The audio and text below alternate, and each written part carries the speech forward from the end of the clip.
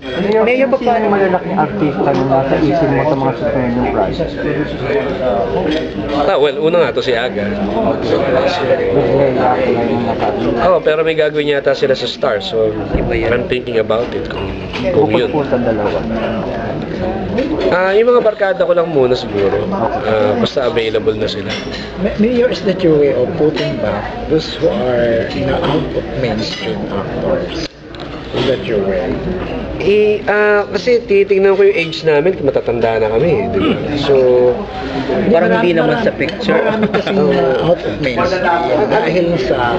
what I mean is, I think it's time to create,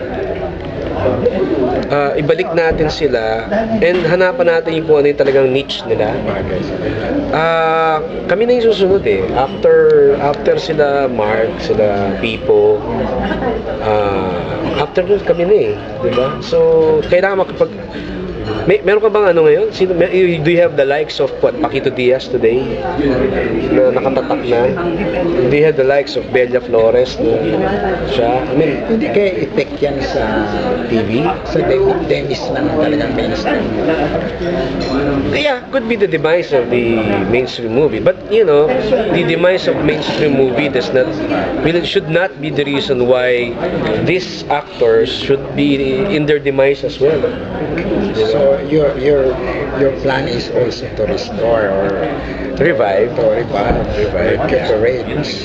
Pero Mayor, ang tawag dito, paano mo sasanggahin yung mga posibleng sumagpot na issue na siyempre dahil malaking pelikula, gumagastos sa pelikula, baka sabihin ng mga detractors mo alam mo na, di ba, parang kinuha sa bayan or something. Hindi totoo yan eh. Pinangutan ko to eh. At saka, they can check the records. It's nasa bangko to lang.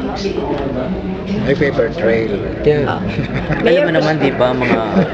Mayor, posible bang yung baget sunod mo na? May yung tanong kanina eh.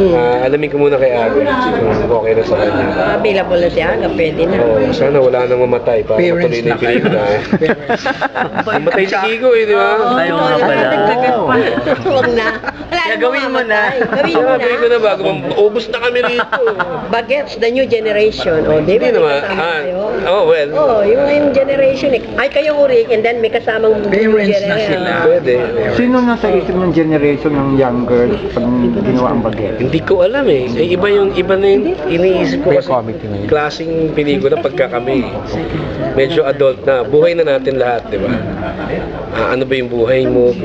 Yun, pagsama-samahin natin.